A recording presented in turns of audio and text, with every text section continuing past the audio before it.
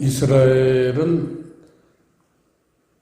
지도에서 우리가 보다시피 남북으로 길게 있는 그러한 땅입니다. 우리나라하고 상당히 비슷한 것 같아요. 남북으로 이렇게 길게 있습니다.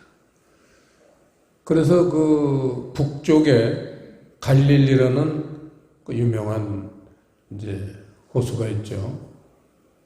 그 위에는 헐몬산도 있고 또 다른 또 산도 있어요. 그래서 그 두 산에서 내려오는 물로 갈릴리 호수를 이루고 그 갈릴리 호수의 물이 저 남쪽으로 가면서는 지형이 낮아지기 때문에 물이 흘러내려갑니다. 그걸 요단강이라고 부르고 그 요단강 끝이 남쪽 끝이 사해라는 바다 그런 이제 지형의 특성을 갖고 있는데 그 갈릴리 바다의 그 동쪽 그러니까 갈릴리 그 호수의 서쪽에 예수님이 나신 고향 나사렛도 있고 가나도 있고 그리고 바닷가 가까이 북쪽에 가까이에 가버나움이라고 예수님의 선교 중심지였던 곳이 있고 그게 서쪽입니다 전부. 그 서쪽에서 배를 타고 한 반나절 정도 왜냐하면 갈릴리 호수가 크고 또 옛날에는 노를 져서 가는 배니까 제자들이 교대로 노를 졌어도 반나절 가까이 걸려야지 건너가는 그곳 거기는 요르단 땅이에요. 근데 그 당시에는 아마 이스라엘이 하나님이 12지파에게 가나안 땅을 분배해 줄 때 그쪽이 두 지파반 므낫세 지파라든지 므낫세 반지파가 지배하던 땅이에요. 그래서 그때는 이제 이스라엘 땅이었습니다. 근데 거기는 사람이 그렇게 예수님 시대에는 실제로 사람이 살진 않았어요. 사막이었고 성경에도 가끔가다 나오지만 뭐 정신 나간 사람들이 거기 왔다 갔다 하는 그러한 지역이 있습니다. 오늘 예수님은 의도적으로 거기에 가서 말씀을 전하시라 하신 거예요. 이 구도 자체가 상당히 의미심장한 구도입니다. 그래서 3절, 4절에 나오지만 예수님이 그 갈릴리 호수 건너편에 가셔서 산에 올라가셔서 거기서 말씀을 전하시려고 하니까 그때가 마침 유대인의 3대 명절 중에도 가장 큰 명절이 유월절입니다. 유월절, 맥추절, 수장절 이 세 가지 절기 중에서도 유월절이 가장 큰 명절이죠. 엄청난 사람들이 전에 예수님이 병자들을 고치시는 것을 보셨기 때문에 주로 이제 병자들을 많이 이렇게 동반해서 모여들었습니다. 예수님이 이렇게 사람들이 어마어마하게 모여드는 걸 보고 제자 빌립에게 이제 점심시간이 다 됐는데 어디서 떡을 사서 이 사람들로 먹게 하겠느냐 하고 빌립에게 해답을 아시면서도 한번 질문을 던져보셨습니다. 그랬더니 빌립이 컴퓨터 두뇌를 갖고 있는 제자인가 봐요. 착 보더니요. 각 사람으로 조금씩 먹게 하더라도 200데나리온의 떡이 부족하겠습니다. 이렇게 말했는데 여러분 오늘날로 이거 한번 환산해 보세요. 한 데나리온이 그 뭐라고 그랬죠? 성인의 하루 품삯. 그게 요새 그 일용 잡부 부르면 하루에 얼마예요? 한 15만 원 가죠. 10만 원만 잡자 이거예요. 그러면은 10만 원만 잡아도 200데나리온, 10만 원 곱하기 200맨데이,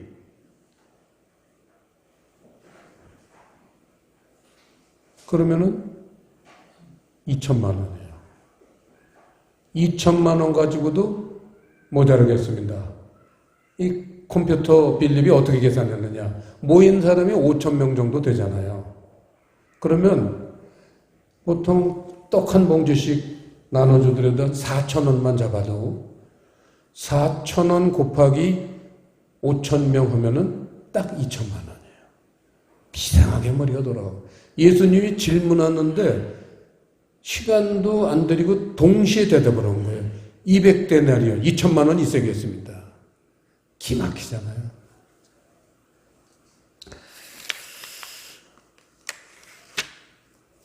그랬더니 베드로의 형제 안드레가 이렇게 이제 사람들 모여 있는데 보니까 어떤 어린아이가 도시락을 싸가져 온 게 보였어요. 자기 혼자 먹으려고 도시락을 싸왔겠죠. 그걸 여기 성경에선 보리떡 5개와 물고기 2마리, 5병이요 얘기입니다.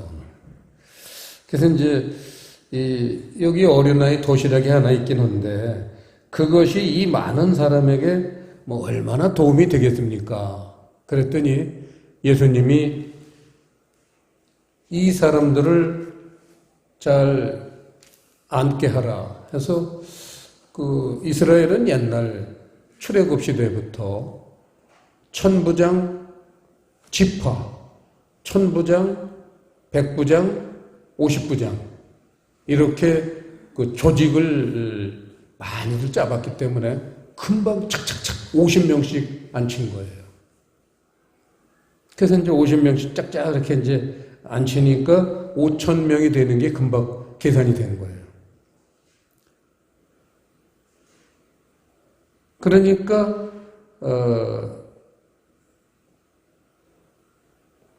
11절에 보시면 예수께서 떡을 가져. 그러니까 결국은 이 어린아이가 자기 혼자 점심을 해결하려고 가져왔던 도시락이 예수님이 가지신 거예요. 예수님 손에 넘어간 거예요. 그러니까 그 떡에 어떤 사용권이 어린이로부터 예수님에게로 사용권이 넘어간 겁니다.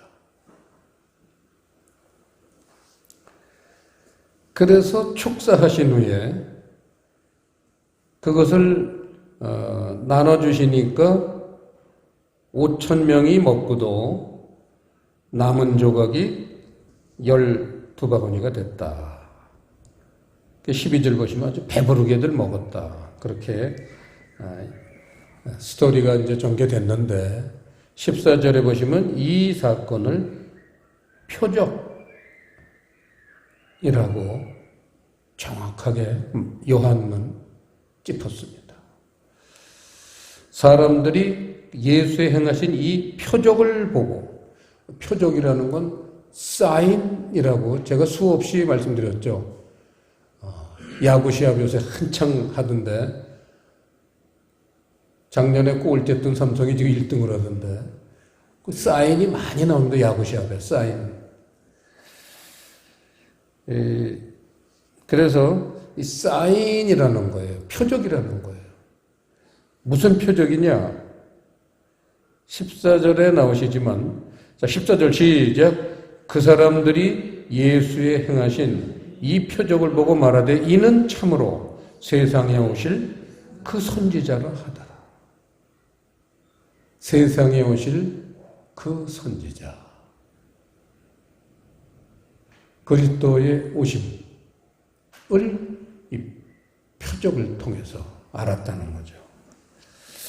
자, 여러분, 구약 시대는 여호와 하나님의 시대입니다. 여호와의 시대입니다.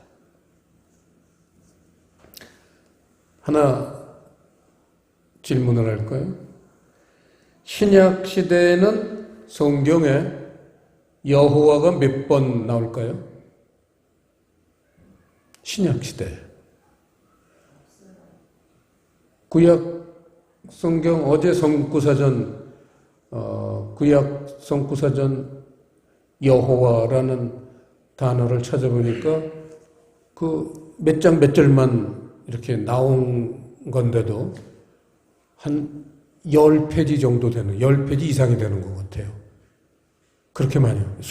세어보진 않았지만 수천 번 나오겠죠, 여호와. 신약에는 몇 번 나올까요?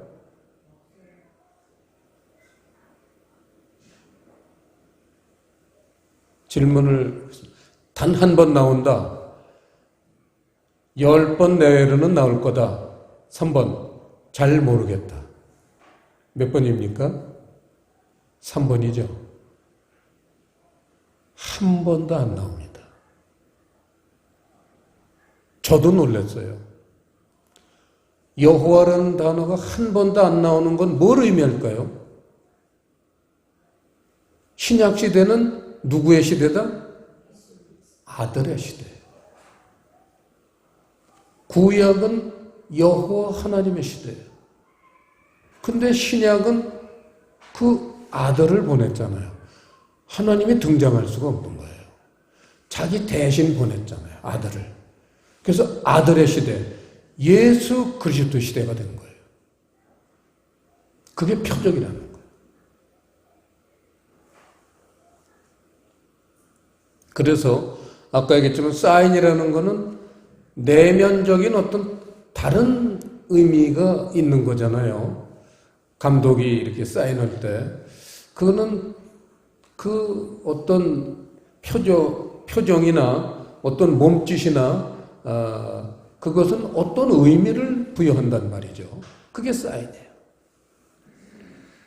그래서 이 오병이어 사건의 이 표적의 실제적인 내면적인 의미는 뭐냐?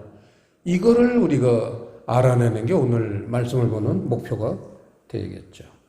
그래서 오늘 이렇게 내용을 보면은 어린아이가 가져온 떡과 예수님이 나눠준 떡의 대결 구도입니다. 자, 그래서 그런 그런 주체의 떡의 그 대결 구도를 보기 위해서는 이해하기 쉽도록 우리가 먼저 말씀을 하나 봐야 될 게 있어요. 그게 마태복음 19장 말씀입니다. 마태복음 19장 16절부터 30절까지 말씀은 여러분들이 잘 아시는 부자 청년의 비유입니다. 이 말씀의 중요한 핵심 주제는 뭐죠? 성경을 보는 두 관점 얘기입니다. 이 16절에 보면 어떻게 해야지 영생을 얻겠습니까? 이렇게 질문을 하는데 어떤 사람이라고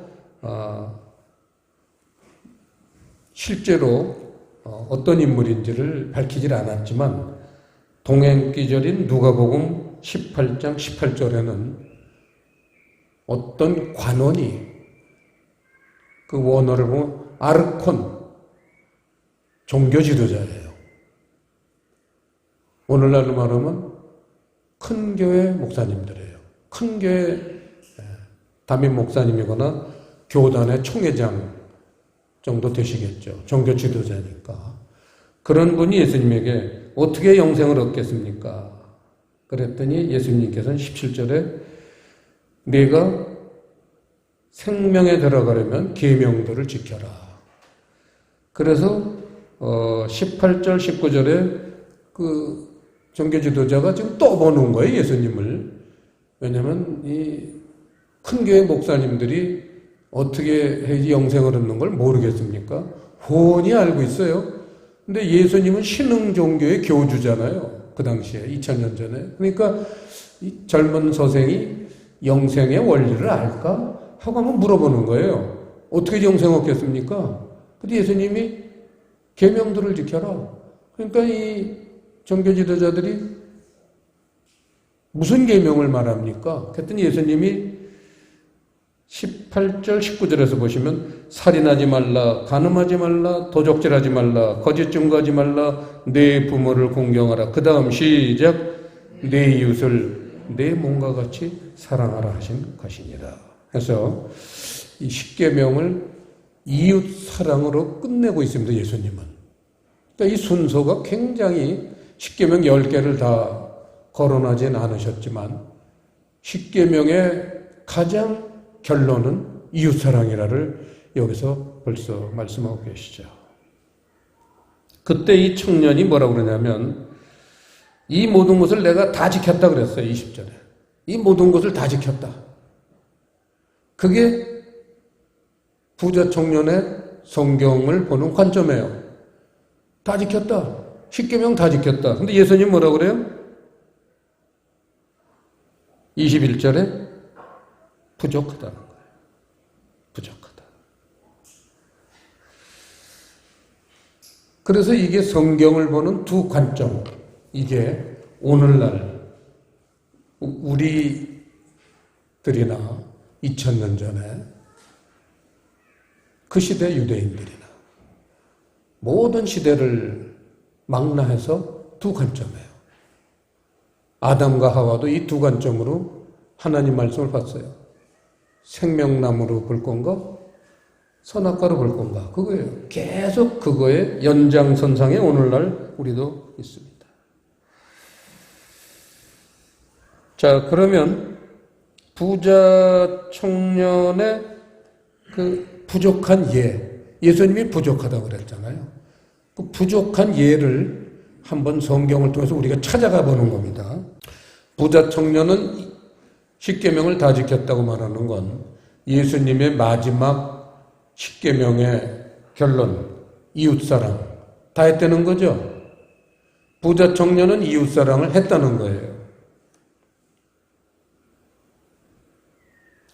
이 어린아이의 점심 도시락은 그 친구가 그날 먹을 양식이죠. 일용할 양식이에요. 자, 아까 그 어린이가 먹으려고 가져왔던 도시락을 예수님 손에 들리면 그것도 그게 예수님이 주시는 일용할 양식이에요. 똑같이 일용할 양식인데 어떻게 그게 차이가 있는가? 성경을 한번 통해서 찾아가 보겠습니다. 30본문 요한복음 6장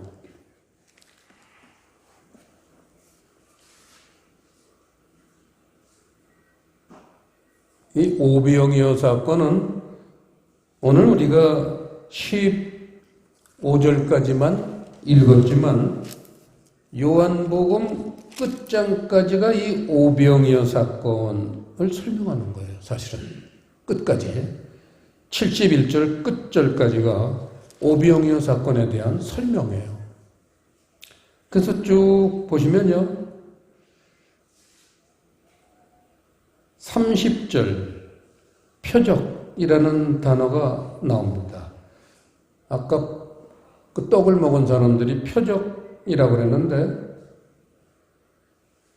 이 만나가 표적이라는 거예요. 이게 만나가 등장합니다. 그래서 예수님이 나눠준 떡이 만나라는 거예요. 놀라운 반전이죠. 그걸 32절 끝에 보면 하늘에서 내린 참떡, 내 아버지가 하늘에서 내린 참떡이라는 겁니다. 자, 이 만나에 대해서 예수님이 나눠주신 떡이 참 이 만나다. 그럼 만나의 정체가 뭐냐를 찾아보죠. 시편 78편. 858페이지 시편 78편 24절, 25절 합독하시겠습니다. 저희에게 만나를 비같이 내려 먹이시며 하늘 양식으로 주셨나니 사람이 권세 있는 자의 떡을 먹으며 하나님이 식물을 충족히 주셨도다. 여기에서 만나를 시편 기자는 하늘 양식, 또 권세 있는 자의 떡, 이렇게 표현을 했습니다.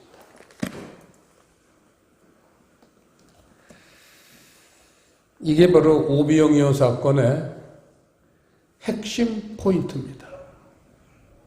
어린아이가 먹으려고 준비했던 일용할 양식은 어떤 기적도 일어나질 않는데 예수님의 손에 들린 그 일용할 양식, 만나는 권세 있는 자의 떡, 능력의 말씀이 되신다는 거예요. 어떻게 능력의 말씀이 되셨을까요? 이웃사랑에 대해서 마태복음 6장 보시겠습니다. 마태복음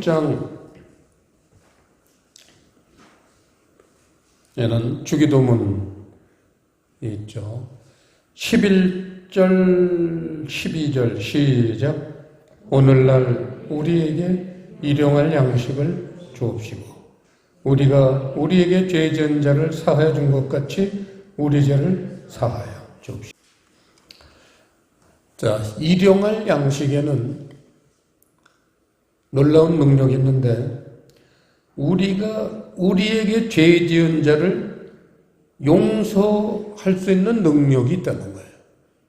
이게 어린아이가 준비한 일용할 양식하고는 차이가 있는 거죠. 14절 15절 시작. 너희가 사람의 과실을 용서하면 너희 천부께서도 너희 과실을 용서하시려니와 너희가 사람의 과실을 용서하지 아니하면 너희 아버지께서도 너희 과실을 용서하지 아니하시리라. 심판 얘기입니다. 용서에 대한 심판. 왜냐하면 권세 있는 자의 말씀을 먹으면 이웃을 용서하게 돼 있어요. 왜냐하면 이웃을 사랑하니까. 이웃을 사랑하게 돼 있기 때문에 용서를 하게 돼 있어요. 그런데 이 부자 청년이 과연 십계명을 다 지켰다고 했는데 그 이웃의 죄를 용서했겠느냐? 불가능하죠.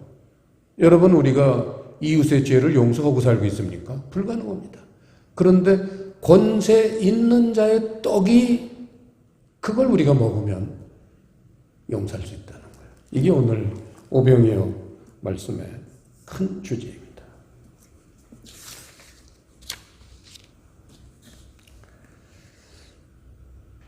영의 양식은 많은 사람을 살립니다. 5,000명을 먹였으니까. 육의 양식은 자기 한 사람도 살리질 못해요. 그게 어린아이가 가지고 있는 도시락의 실체입니다. 오늘 우리가 두 말씀의 세계를 부자 청년 예를 들어서 봤고 오병이어 사건을 통해서 봤습니다. 육의 말씀의 세계가 있는가 하면 영의 말씀의 세계가 있습니다. 주님이 진정 원하시는 세계는 영의 말씀의 세계입니다. 왜냐하면 이 영의 말씀의 세계는 하나님 나라를 우리에게 가져오기 때문입니다. 자, 이제 마지막으로 이 예수님이 나눠주신 떡을 먹은 대상을 한번 우리가 생각해 보겠습니다. 우선 그 자리에 모였던 5,000명의 사람들, 이 사람들은 다 영의 말씀을 먹었습니다. 그런데 12바구니가 남았다고 그랬어요. 근데 주님은 그걸 버리지 말라고 그랬어요. 버리지 말라는 건 뭐예요? 누군가에게 줘야 된다는 말씀입니다. 이게 바로 복음 전파의 필요성입니다. 나만 영의 말씀을 먹었다고 만족할 게 아니라 12바구니 말씀을, 남은 말씀을 이제는 우리가 이웃에게 나눠줘야겠죠. 그게 이웃사랑이라는 겁니다. 그게 이웃사랑이에요. 오늘은 어버이날 다음 날인데 어버이 주간이라 저도 뭐 이렇게 가슴에 꽃을 달아주셨어요. 손주들도 지금 줄줄이 지금 꽃을 학교나 어린이집에서 만들어가지고 지금 할아버지 달아주려고 기다리고 있던데, 자, 어버이날입니다. 부모를 공경하는 거죠. 부모를 공경하라. 아까 십계명에도 나왔지만 육의 말씀은 육의 부모를 공경하라는 말씀이죠. 그래서 이렇게 꽃도 달아주고 용돈도 주는 자식들도 있고 그렇더라고요. 고맙죠. 그런데 말씀의 두세 개. 성경에서는 부모를 공경하라가 뭐냐? 아버지에 대해서 이거는 잊으면 안 돼요. 마태복음 23장 9절 한번 찾아보겠습니다. 시작.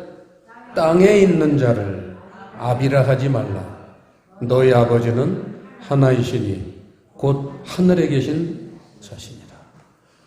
성경에서 부모를 공경하라, 아버지를 공경하라는 육의 아버지 얘기가 아니라고 지금 얘기하죠. 땅에 있는 자를 아비라 하지 말라. 아버지는 하나이시니, 성경에서 말하는 아버지는 하나라는 거예요. 성경은 하나님 나라를 얘기하기 때문에 하나님 나라의 아버지는 한 분이에요. 그분이 하늘에 계신 자신이라. 그래서 하나님을 공경하는 게 부모를 공경하라에 부를 공경하고, 갈라디아서 3장 몇 절까지는 제가 기억이 안 나는데 거기 보면 사라를 예를 들면서 하늘에 계신 너희 어머니 예루살렘이라고 그래요. 하늘에 있는 예루살렘 너희 어머니. 그래서 교회, 영적 교회, 하늘이니까 영적 교회가 어머니예요. 왜냐하면 어머니, 우리 교회는 하늘나라의 생명을 잉태시키는 그런 곳이에요. 지구상에 있는 어떤 조직이나 단체 중에 유일하게 하늘 생명을 잉태시키는 조직은 교회밖에 없습니다. 그래서 교회를 어머니, 이를테면 자궁이라는 거예요. 교회가 자궁이에요. 교회를 다닌다는 것은 하나님이 마련해 주신 자궁 속으로 우리가 들어와 있는 거예요. 그래서 이제 잉태가 되는 거예요. 그게 거듭나는 거예요. 하늘 생명으로 거듭나는. 그래서 부모를 공경하라. 하늘에 계신 아버지 하나님과 우리를 천국으로 가게 잉태시켜주는 교회. 그게 부모를 공경하는 거예요. 이런 게 이제 말씀의 두세 개입니다. 부자 청년은 틀림없이 지 부모만 공경했을 거예요. 육의 부모님한테만 카네이션 꽂아줬을 거예요. 하나님 나라와 교회를 공경하는 건 몰랐어. 그러니까 예수님이 부족하다. 내게는 부족하다. 그거는 오늘날 우리에게도 주시는 지적이죠. 어떻게 성경을 보고 있느냐, 어떻게 말씀을 이해하고 있느냐는 우리가 하나님 나라 백성 되는데 얼마나 우리가 진전을 하고 있느냐 직접 연결이 되는 거기 때문에 매우 중요한 말씀이라 할 수가 있겠습니다. 오늘 가정의 달 중에서도 어버이날인데 참 오늘 우리 주님한테 이 카네이션을 달아드려야 되고, 우리가 아까도 우리가 봤지만 신약 시대는 예수님이 여호와 하나님이에요. 에덴 동산에 거니시던 분, 아담과 하와가 선악과를 따먹을 때 딱 지적하셨던 분, 그분이 예수님이에요. 근데 그때는 예수님이라는 이름을 안 붙이고 여호와 하나님이셨어요. 그분이 이 세상에 오실 때는 이름표를 바꿔 달고 오셨습니다. 예수 그리스도. 그래서 그분을 공경하는 게 여호와 하나님을 공경하는 겁니다. 우리 여호와 하나님을 잘 공경하시는 여러분 되시길 바랍니다. 기도하시겠습니다. 아버지 하나님, 오늘 어버이 날 주간을 맞아서 우리의 참 어버이신 예수 그리스도를 생각하면서 요한복음 6장 말씀을 살펴봤습니다. 우리의 믿음이 예수 그리스도에게 있고 이분의 가르침을 통해서 하나님의 원하시는 아름다운 그러한 존재들로 성숙해질 수 있도록 늘 인도해 주시옵소서. 예수님의 이름으로 기도드리옵나이다. 아멘.